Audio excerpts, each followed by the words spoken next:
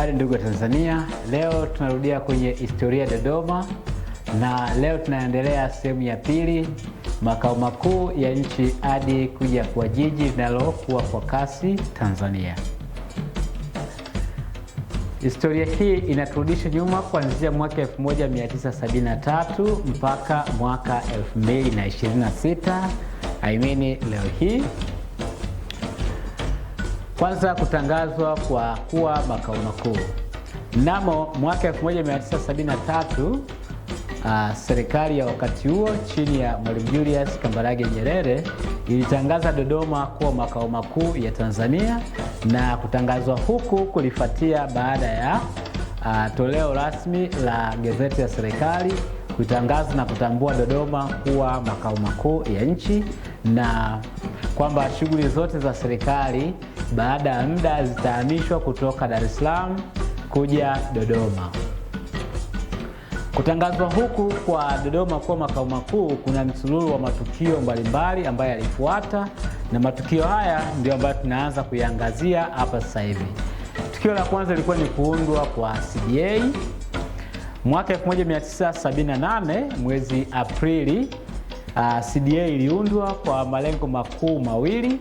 Lengo la kwanza lilikuwa ni kukuza uwekezaji wa biashara mbalimbali kuzunguka mji wa Dodoma, kipindi hicho ikiwa kama mji mdogo, na lengo la pili lilikuwa ni kupanga na kusimamia ukuaji wa makao makuu. Na ndio maana CDA kwa Kiingereza ni kwamba ni Capital Development Authority, ikiwa na maana kwamba ni authority ambayo ilitengwa kwa ajili ya kusimamia, kupanga na kuweka vizuri makao makuu ya nchi. Kwa hiyo hii ilikuwa rasmi na kazi kubwa ya kupanga na kutanua mji wa Dodoma ili baadaye kuja kuwa makao makuu ya Tanzania. Na ndio maana CDA walifanya jukumu kubwa la kupanga mitaa mbalimbali kuzunguka Dodoma, wakafanya upimaji. Ndio maana leo hii ukiangalia Dodoma upimaji wake umekuwa mzuri zaidi ukilinganisha na maeneo mengine Tanzania. Ni kwa sababu CDA walifanya kazi kubwa ya kupanga, kusimamia, kupima na kurasimisha baadhi ya maeneo, na kazi hii ilipelekea Dodoma kuwa na mitaa ambayo imepangika vizuri na kuwa na upimaji mkubwa ukilinganisha na miji mingine kwa wakati huo. Tukio la pili lilikuwa ni kutangazwa kwa manispaa. Mwaka 1980 Dodoma ilitangazwa kwa manispaa, na hapa ikiwa inachukua sura kwamba Dodoma ilikuwa ni miongoni mwa manispaa chache za wakati huo. Kwa mfano manispaa za kipindi hicho kama Tanga, Dar es Salaam, pia sehemu zingine ilikuwa kama Moshi, Mwanza, nazo Mbeya zilikuwa ni manispaa kwa kipindi hicho. Manispaa kipindi hicho ilikuwa ni maeneo ambayo kidogo miji yake ni mikubwa, ina watu wengi na kuendelea. Kwa hiyo Dodoma ilitangazwa kuwa manispaa 1980, na kutangazwa huku kuwa manispaa kuliweza kuvutia biashara, kuvutia watu kuja Dodoma, lakini pia kuliweza kusababisha Dodoma kuanza kuingia miongoni mwa manispaa au miji ambayo kwa kipindi hicho ilikuwa tambulika kama miji yenye ukuaji. Baada ya kutangazwa kwa manispaa, watu walianza kuhamia Dodoma na shughuli za kiutawala ziliendelea, na kufikia mwaka 1995 bunge litangazwa rasmi kwamba litahamia Dodoma. Hii ilikuwa baada ya kukamilika kwa uchaguzi mkuu mwaka 1995, na kukamilika kwa uchaguzi huu, ikumbuke uchaguzi wa mwaka 1995 ulikuwa na vyama vingi, na kwa mara ya kwanza bunge la Tanzania lilikuwa na mchanganyiko wa vyama vingi. Ikumbukwe kabla ya hapo, kuanzia mwaka 1965 mpaka mwaka 1992 Tanzania ilikuwa na chama kimoja. Yaani Tanzania iliongozwa na chama kimoja. Kabla hapo 1965 ilikuwa ni chama cha TANU. Baadaye TANU iliungana na ASP ya kule Zanzibar ikatengeneza chama cha CCM mwaka 1977. Baada ya kutengenezwa kwa chama cha CCM kuanzia 1977, yani mwezi wa pili Februari, kiliongoza mpaka kufikia kipindi cha miaka 1980 mwishoni kulikuwa na mageuzi makubwa duniani, na mageuzi haya yalisababishwa na Structured Adjustment Program ambayo tunaita kama SAP, ikiwa kuchagizwa kwamba nchi nyingi barani Afrika na duniani kwa ujumla zilikuwa zinabadilika kutoka mfumo wa chama kimoja kwenda mfumo wa vyama vingi. Na kuja kwa mfumo huu wa vyama vingi kwa Tanzania kulipelekea bunge la Tanzania kuwa na sura za vyama vingine, yani vyama vya upinzani dhidi ya chama cha CCM. Na kutangazwa kwa mia rasmi kwa bunge kwenye mji wa Dodoma au manispaa ya Dodoma kipindi hicho iliweza kuleta fursa mbalimbali Dodoma, kwa mfano kuingiliana au watu wengi sasa kutoka pande zote za nchi ya Tanzania, haimini wawakilishi yani wabunge kutokea pande mbalimbali waliweza kwamba kuja Dodoma. Na mwezi wa pili Februari mwaka 1996 bunge kwa mara ya kwanza ilianza rasmi kufanya shughuli zake kwenye manispaa ya Dodoma, na kuanza kwa shughuli hizi kwenye manispaa ya Dodoma kulirahisisha au kuliweza kupelekea mji wa Dodoma sasa kuwa na mwingiliano wa watu wengi, kwamba bunge linapotangazwa au bunge linapokuwa linaendelea, watu kutoka maeneo mbalimbali, yani wabunge kutoka majimbo mbalimbali waliweza kuja Dodoma na kulisababisha ukuaji wa mji wa Dodoma. Kabla tujaendelea, sasa tuanze kuangalia jitihada za uwekezaji serikali mbalimbali kuanzia awamu ya kwanza mpaka awamu ya 6 tulionayo sasa hivi. Je, serikali zilifanya jitihada gani ili kukuza na kuendeleza mji wa Dodoma? Awamu ya kwanza chini ya Mwalimu Julius Nyerere aliweza kuaminisha wananchi na serikali kwa ujumla kuwa inawezekana kujenga mji au makao makuu ya nchi bila hofu na tukaweza kujitegemea.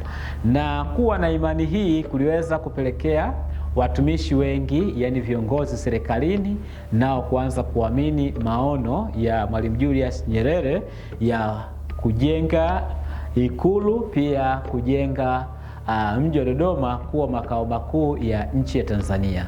Na hii ilipelekea kuweka mikakati mbalimbali ya kukuza mji wa Dodoma na kukuza uwekezaji kwenye mji wa Dodoma, na baada ya hapo kuanza kuja kuipanga.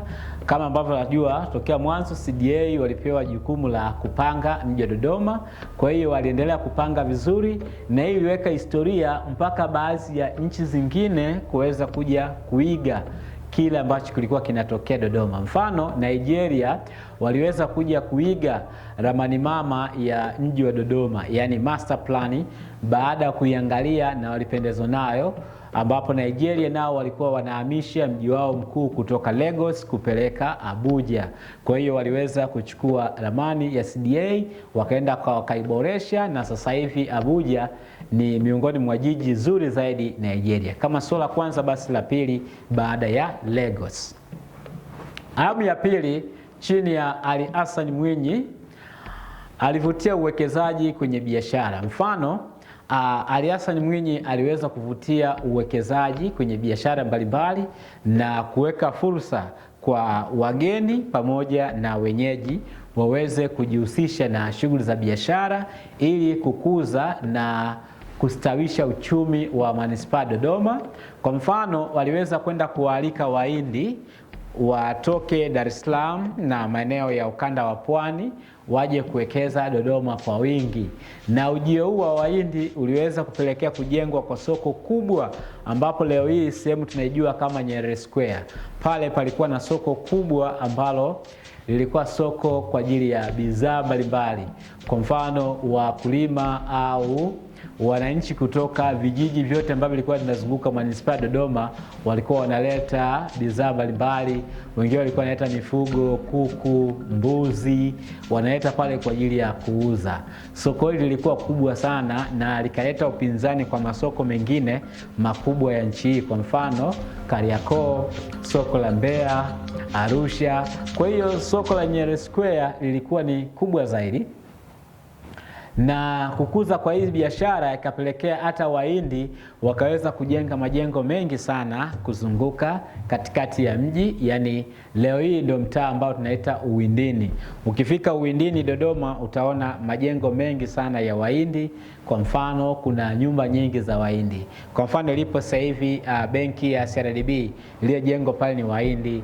Karibu na Shell, yale majengo yote ni Wahindi. Ukienda Uwindini yale majengo mengi ni Wahindi. Ni kutokana na uwekezaji ambao Ali Hassan Mwinyi aliweza kuvutia Wahindi kuja kuishi Dodoma, na uwekezaji huu ulivutia Wahindi, walijenga majengo wakafanya Dodoma sasa kuwa kama mji. Kwa hiyo alisaidia sana, kwa sababu kama isingekuwa hivi Dodoma ingechelewa sana kuwa na magorofa. Magorofa kipindi hichi yalikuwa ni machache na ni Wahindi ambao walikuwa wameyajenga. Awamu ya tatu chini ya Benjamin William Mkapa, huyu aliweka malengo makubwa sana ya kukuza mji wa Dodoma kipindi hicho ikiwa kama manispaa Dodoma. Kwanza aliweka malengo ya kukuza idadi ya watu. Alijua kwamba idadi ya watu ikiwa kubwa basi itasaidia Dodoma kukua, na kukuza idadi ya watu alibidi aanze na kitu cha kwanza ilikuwa ni kujenga chuo kikuu cha Dodoma, lakini pia ni kualika wafanyabiashara na watumishi waweze kualika ndugu zao waje kuishi Dodoma, yani waje kuishi karibu na wao. Hapa kwanza ilikuwa ni kuwagawia viwanja na ardhi bure watumishi wote wa serikali. Pili ilikuwa ni wafanyabiashara wake wasitozwe kodi yoyote wakiwa Dodoma ili waweze kukuza biashara. Tatu ilikuwa ni watu wote, yani wafanyabiashara au watumishi ambao wataleta ndugu zao, basi waweze kuwakatia kipande fulani cha ardhi nao wajenge. Baada ya hapo kuwe na muingiliano, yani watu wa jamii mbalimbali waweze kuoana na kuzaliana. Kwa hiyo kutokea kukuza kwa hii idadi ya watu kukaweza kustawisha zaidi ukuaji wa mji wa Dodoma, ambapo kipindi hiki watu wengi walipatiwa ardhi bure kwenye manispaa Dodoma, ila asilimia kubwa walikuwa wanakataa, kwa sababu Dodoma bado ilikuwa ni tunasema desolate land. Maji yalikuwa ya shida, kipindi cha kiangazi, jua kali, maeneo mengi Dodoma ilikuwa hayana hata miti, kwa vumbi, upepo. Kwa hiyo watu wengi walikuwa hawapendi kabisa Dodoma muda huo. Kwa hiyo baada ya hapo Mkapa akaja pia na programu nyingine kwamba ujenzi wa chuo hiki kikuu pia utaweza kuvutia watu mbalimbali kutoka maeneo mbalimbali, wanafunzi ambao watakuja kusoma, lakini pia baada ya kumaliza masomo wataweza pia kuingiliana na jamii hizi za wenyeji. Kwa hiyo waliweza kwenda kutenga eneo kubwa, ambao eneo hili ndilo ambalo leo hii chuo kikuu cha Dodoma kimejengwa. Palitengwa zaidi ya hekta 6,000 na kitu, na baada ya kutengwa hekta hizi wale wenyeji wa maeneo yale walilipwa fidia. Baada ya hapo chuo kikuu kikaanza kujengwa cha Dodoma, ambacho kilikuja kukamilika mwishoni mwa mwaka 2009 kuanzia ujenzi wake miaka ya 2000, lakini mwaka 2007 kilianza rasmi kutoa elimu, na watumishi wengi walikuwa wanakataa kuja Dodoma. Kwa hiyo walibidi nao wajengewe nyumba za bure. Nyumba hizi ndizo sehemu, kwa mfano makazi ya nyumba 300 leo hii Mwangaza.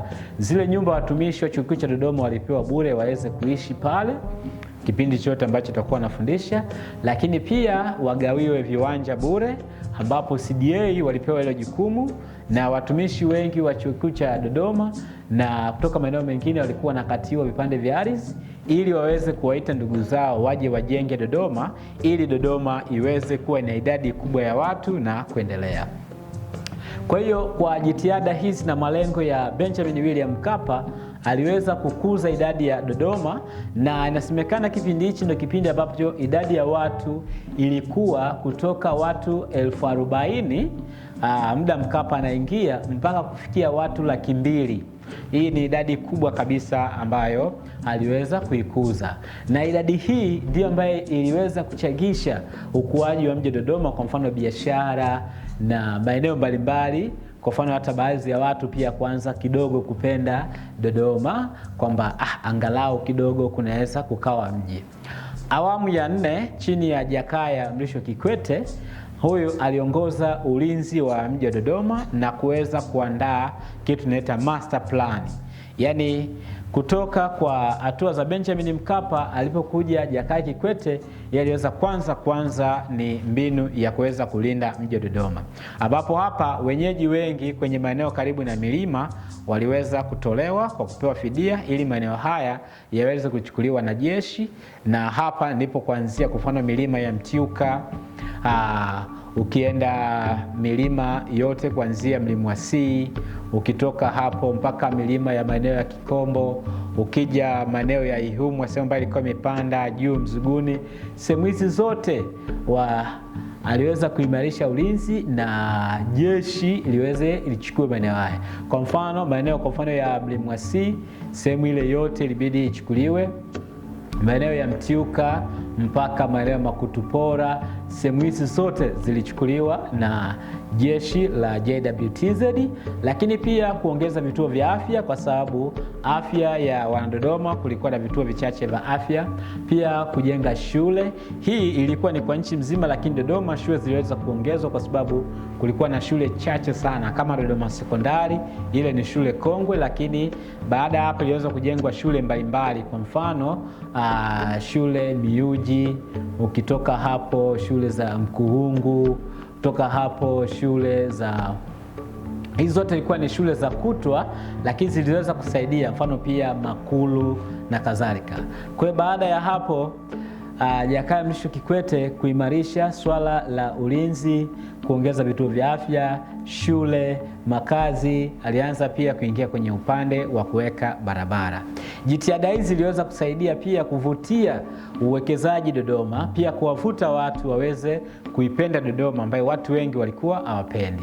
Kwa hiyo akaja na mbinu moja ya kuweza kwamba kupanda miti ili angalau kuweka Dodoma iwe ya kijani, kwa sababu kipindi hiki jua ilikuwa ni kali sana na upepo mkali, vumbi. Kwa hiyo watu wengi walikuwa hawavutiwi na Dodoma wakija kutokana na hali ya ile ujangwa. Ilipokuja awamu ya 5 chini ya John Pombe Magufuli, huyu aliweka mikakati rasmi ya kuhamia Dodoma. Naweza kusema katika awamu zote zilizopita huyu alikuja na mikakati ya moja kwa moja ya kubadilisha mji wa Dodoma kuja kuwa mji mkubwa na kuwa makao makuu rasmi. Kwanza alikuja tamko la mwaka 2016 la kutamkia kwamba serikali inahamia rasmi Dodoma. Hii ilikuwa ni shtuko kwa watumishi wengi, hususan watumishi ndani ya serikali. Maana yake walishtuliwa, itakuwaje tunahamia Dodoma, majengo bado, kila kitu hakijakamilika, tutaenda kukaa wapi? Lakini Mheshimiwa John Paul Magufuli alisema lazima tuhamie Dodoma, tutaenda kuanza hivyo hivyo. Pia akaja tamko la jiji mwaka 2018 kwamba kutamka Dodoma sasa ni jiji. Hii pia watu walizidi kuacha midomo wazi kwamba jiji kwamba mji bado haujakuwa kiasi cha kufikia jiji kuanzia idadi ya watu kuja, lakini tamko hili likasaidia moja kwa moja wafanyabiashara, wakulima, watu ambao watafuta fursa, vijana ambao kuja kutafuta kazi, kila mmoja. Kuanzia hapa mambo yakaanza kubadilika Dodoma. Ujenzi wa miundombinu mbalimbali, kwa mfano miundombinu ya msingi, ujenzi wa mji wa kiserikali ilianza kipindi hiki chini ya John Pombe Magufuli. Ujenzi wa barabara ya mzunguko, plani yake ilichorwa kipindi hiki. Uwanja wa ndege wa Msalato, plani yake iliandaliwa kipindi hiki. Ujenzi wa barabara mbalimbali ndani ya jiji iliandaliwa kipindi hiki. Na kipindi hiki cha John Pombe Magufuli mikakati yake ilianza kufanya kazi kwa kasi sana, na idadi ya watu Dodoma ikaanza kuongezeka. Watu wakaanza kuipenda Dodoma, watu wakaanza kila mmoja kunganikia kwamba apate ardhi au apate kipande fulani cha ardhi. Kwa hiyo makazi na miliki kwa ufupi ikaanza kukua kwa kasi, na kipindi hiki uwekezaji ukaanza kuwa mkubwa kwa kasi sana. Hatua inayofuata serikali kwenye awamu ya 6 ilikuwa ni ujenzi wa Ikulu, mji wa serikali ambao ulikuwa unaendelezwa. uwanja wa Msalato International Airport, pia Ring Road, barabara ya mzunguko. Na katika hatua hizi, katika kuendeleza kwa hatua ambazo ziliachwa na hayati John Pombe Magufuli, awamu ya 6 chini ya Mama Samia Suluhu Hassan, ujenzi wa mji wa Dodoma uliendelea kwa kasi, na mpaka sasa ujenzi huu unazidi kuendelea, na kwa sasa Dodoma ni miongoni mwa jiji linalokuwa kwa kasi Tanzania, na linaweza kuwavutia sio tu wa Tanzania, hata wageni mbalimbali kutaka kuja kuwekeza Dodoma. Na thamani ya ardhi Dodoma kwa sasa imepanda kwa kasi. Kila mmoja anavutiwa kujenga Dodoma kwa sababu miti, kuna hali ya ukijani, na hali ile ya vumbi ambayo tulizoea imeanza kupungua. Shida ya maji imeanza kupungua. Kwa hiyo Dodoma kwa kifupi kwa sasa inavutia. Hitimisho, ukuaji wa mji wa Dodoma umechangiwa zaidi na serikali. Naweza kusema serikali imechangia kwa zaidi ya 80% kukuza mji wa Dodoma, kuanzia mwaka 1973 mpaka leo hii mwaka 2026. Dodoma imekuzwa zaidi kwa jitihada za serikali, lakini pia watu binafsi hawezi kuachwa pembeni, kwa sababu biashara mbalimbali zimekuwa na watu binafsi ambao walikuja kwa ajili ya fursa, na hii imesaidia Tanzania kuwa na maeneo ambayo pia watu wanaweza kufanya biashara mbalimbali. Kwa hiyo kwa sasa Dodoma ni kituo muhimu zaidi kwenye ukuaji wa nchi. Kwa mfano, kwa sababu watumishi wengi wanaishi Dodoma, kwa kifupi serikali inaishi Dodoma. Kwa hiyo hata pato la taifa kwa asilimia fulani inachangiwa na watu wa Dodoma. Asante.